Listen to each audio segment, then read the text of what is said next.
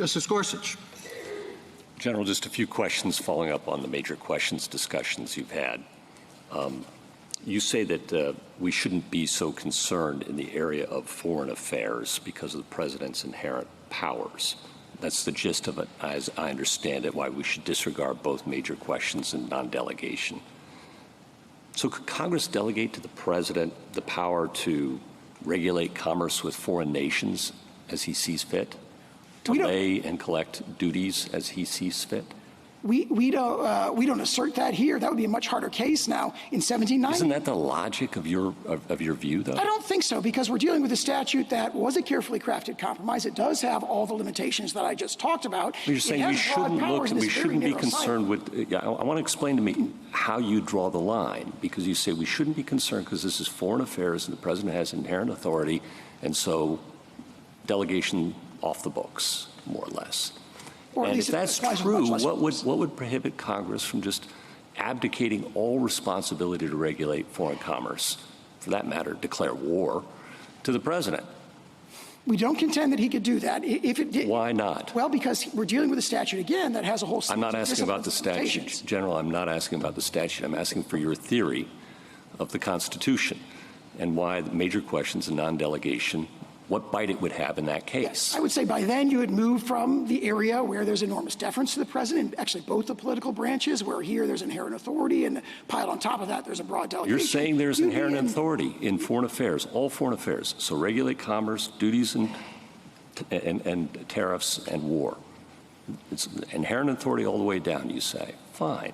Congress decides tomorrow, well, we're tired of this legislating business. We're just going to hand it all off to the president.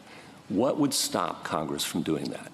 That would be different than a situation where there are metes and bounds, so to speak. It would be a wholesale application. You say we are not here to judge metes and bounds when the foreign affairs. That's what I'm struggling with. You'd have to have some test. And if it isn't the intelligible principle test or something more with more bite than that, you're saying it's something less. Well, what is that less? I think what the court has said in its opinions is just that it applies with much less force, more limited application in this context. So perhaps the right to approach it is a very, very deferential application of the intelligible principle test, that sort of wholesale abdication of. All right, so now you're admitting that there is some non-delegation principle at play here, and therefore major questions as well. Is that right? Very limited, very, very deferential. Okay. Limited is what, and again, the phrase that Justice Jackson uses, it just does not apply, at least. I know, but that's where you started off, and now you've retreated from that, as I understand it. Well, I think we would, as our frontline position, assert the stronger position, but if the court doesn't accept it, then if there is a highly deferential. Can you give me a reason to accept it, though? That's what I'm struggling and waiting for. What's the reason to accept the notion that Congress can hand off the power to declare war to the president? Well, we don't contend that. Again, that would. Well, you do. You say it's unreviewable. There's no manageable standard, nothing to be done. And now you're. I think you. Tell me if I'm wrong. You backed off that position. Maybe that's fair to say. Okay. All right. That would be, I think, an abdication. That would really be an abdication, not a delegation. I'm delighted to hear that. You know. Okay. All right. And then I wanted to return to something Justice Sotomayor asked under this statute. Okay. So now we're in the statute. It's a major question, though. Could the president impose a 50% tariff on gas-powered cars and auto parts to deal with the unusual and extraordinary threat from abroad of climate change? It's very likely that could be done. That's very likely. I think that has to be the logic of your view. Yeah, in other words, obviously this administration would say that's a hoax, it's not a real crisis, but... I'm sure you would. Yes, but that would be a question for Congress under our interpretation, not for the courts. All right. And then on this inherent authority idea, I understand the president's inherent authority in wartime, and a lot of your examples of regulating commerce, and maybe your best one, Hamilton, during the Civil War, they occurred during wartime when the president's commander-in-chief power is clearly in play. Does the president have inherent authority over tariffs in peacetime? No, we do not contend that. Okay. And in fact, and I cite, if I may, I point the court to two cases. They're Loving against the United States and then Massery that cited in Loving.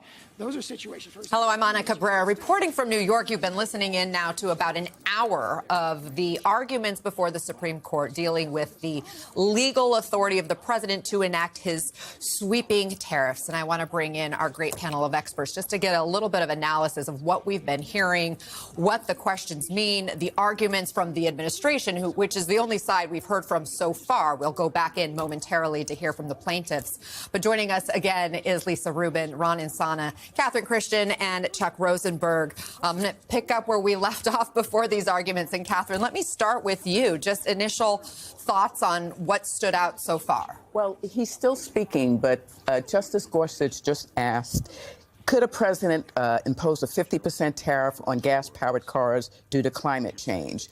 I think, and I could be reading this wrong, that's sort of a message to Republicans. You know, you might get a Democrat in who, really thinks this climate change is horrible and imposes a 50% tariff. So be careful what you ask for. I could be simplifying that. And but also, the fact that that is coming from Gorsuch is also notable. That's, I think his way, and Lisa, I think, wrote about this, of saying, hold your horses here. And obviously Sotomayor, when she started off the bat, I just don't understand this argument. A tariff is a tax, period.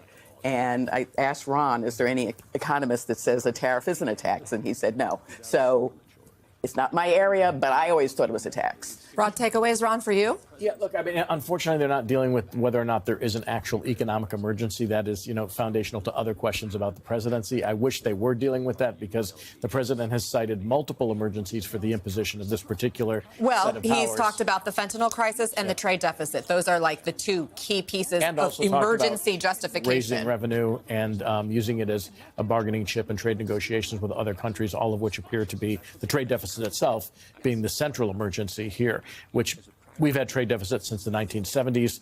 We've had tariffs at 5% or under since 1970 with no economic emergency that resulted as a consequence of this. So when he says if this is overturned, we're going to have something like the Great Depression, quite the opposite was true. It was the imposition of tariffs during the Great Depression that worsened the downturn. So there were all these and that's what we expect from the plaintiffs to say, in part, that the tariffs have actually created a national emergency and raised inflation by and large. And we'll have more to discuss about that. Guys, we have some important questioning happening right now. Let's go back in. Can't get this power back once it's handed it over to the president. It's a one-way ratchet toward the gradual but continual accretion of power in the executive branch and away from the people's elected representatives. I disagree with that, and the recent historical counterexample of Congress's termination of the COVID emergency demonstrates that the political oversight with the president's assent, meaningful. With the president's assent, in fact, once he lost it by a veto-proof majority in the Senate, I think the position moved. And I think he realized, and that's the political process working. There was a political it takes a supermajority, a veto-proof majority to get it back. Yeah. Okay.